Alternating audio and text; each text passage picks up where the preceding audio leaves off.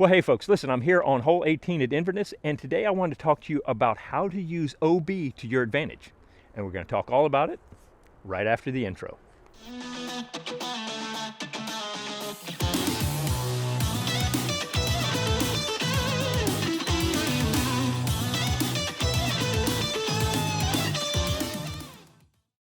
All right, guys, well, I'm stuck here. The rain's coming in, and I'm supposed to be doing some stuff with Robbie and some other folks, and I thought this would be a good time to talk about what's coming up in this video, because I have an idea that I'm going to get certain comments, and I wanted to address that at the beginning. Now, if you are uptight rules, and let's get into the minutia and talk about how, oh wait, you missed this point versus this point, if you're going to get very pedantic about all the rules, then hang with me for the next minute or so. 2 minutes probably, because let's face it, I think I need to pad this video out to 8 minutes, so I'm just going to talk a little bit longer. No, that's terrible. I'm messing with you. Okay, but here's the deal, really. Guys, I'm trying to inspire folks here. I'm not trying to be the super rules guy, even with this and figuring out, what's the flight of this thing and getting it down exactly right. I am not that guy. I'm not a scientist. I'm not an engineer. I'm more of an artist. I want to inspire and encourage more than I want to give you all the information. You can go find the information, but my channel is really about inspiring you and encouraging you to do the work yourself. Don't rely on what the internet says. Don't rely on what somebody says about this or whatever. Take the disc out in the field and see if it works for you. That includes whether you flick putt or whether you putt regularly. That includes how your form is. You've got to take into consideration who you are. If you're a 5'3" person, you're probably not going to be able to throw as far as a 6'7" person. So you've got to adjust whatever's being said on the internet to how it's going to work for you. And so as I talk about this OB rule for this hole, understand that I could probably be full of crap, but I don't think so. But there could be some nuances to this that I might not be aware of, or they could change from one year to the next. If you're watching this now versus when it was filmed, it could be a year later, 2 years later, the rules could have changed.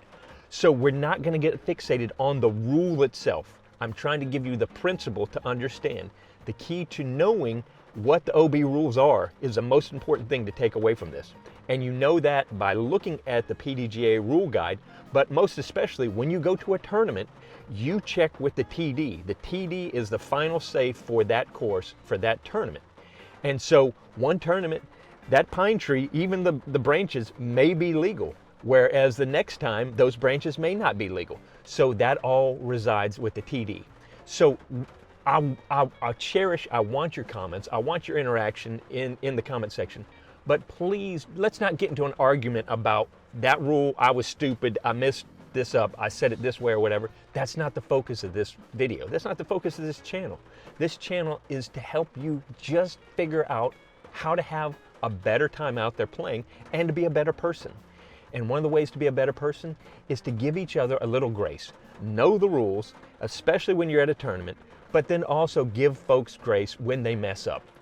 And we're not here to see who's the smartest, who's the best. We don't need that. We want to, if we're going to race to something, let's race to see who can be the most loving and be the greatest person in the group that just encourages the others.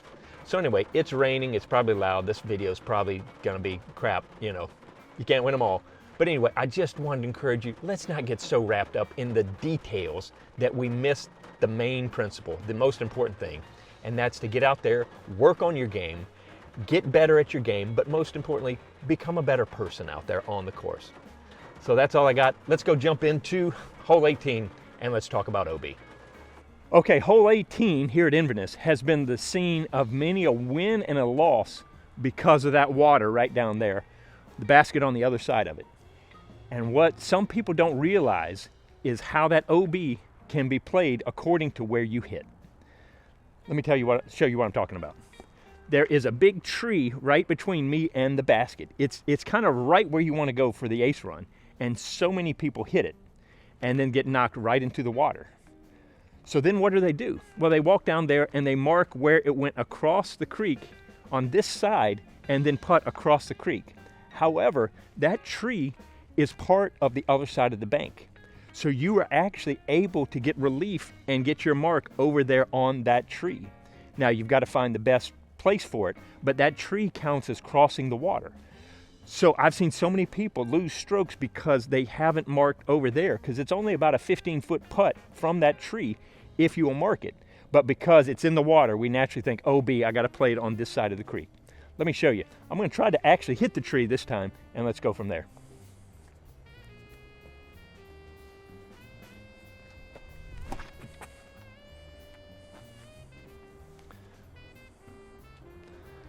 Of course, I missed the tree and almost hit the basket, so that's what you get. But one more try.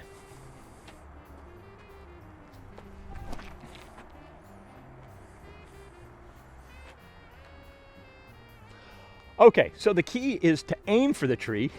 I think we've talked about that in another video. And you can't hit it. It's invisible. It's gone once you aim at it. So anyway, we're going to walk down there and talk about it a little bit more. Can't hit the stinking tree when I'm trying.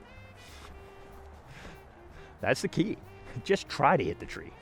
Okay, so the disc comes in, and I don't know if it'll show up on the video, but this poor tree, the bark has been beat up by disc hitting it. So it comes flying in, hits the tree, and it's stuck in the water over there. So folks will go, okay, I threw from up there. It went in the water here. And they will put their mark. You get the arc of 1 meter and you set up your shot right here. And then they're putting from here. Okay, so then you're nervous. You've got a 1-stroke lead. You just blew it hitting that tree and you're putting from here. What are the chances you're going to make a good putt? You could gack it, hit that tree, and roll back in the water again. However, instead of playing here, the rules state that I have crossed this water and I've hit on the other side. I've hit that tree. That tree is connected to that land. Now there is one caveat. These branches up here over the water do not count. You've got to hit the tree on the trunk down here. But these trees, these limbs are amazing. They will knock down just about everything. So they do not count for this. You've actually got to hit over on this side with the trunk. So it comes in and hits that tree and knocks in the water. Or better yet, if it lands on these rocks, notice these rocks are attached to the bank. These rocks are good as long as they're not surrounded by water. I couldn't be in this area here and be considered safe, but I could be on this rock. Now, once it's no longer attached, that doesn't count. But if I come up and find my disc there, that does count. Now, I cannot be standing out of bounds when I putt, so I may have to, I don't know if I can show this, I may have to stand very carefully on this one rock to putt, but I'd rather not take a stroke and putt from here than take it back across the water. This is attached to this side of the river, creek, whatever, and so therefore it is considered part of this side. Now, when the water rises, this no longer counts, but even these roots and stuff count as part of the land. Okay, but here's understanding about OB can help you. This came in and hit the tree right here, right? And then fell in the creek. Splash. Well, you now can bring this down and here's your mark in bounds here. Now, if this water was up to here, you would get to take it over on this side. But even from here, you get a meter arc. So you could actually get it over here or over here. So I could, in essence, be putting from here, or even if I take a direct line from where it hit, I could actually get set up right there. So now, instead of putting from across the creek, I'm putting from right here. I'm within a meter of the other side of the tree, but I am putting this far away instead of across the creek.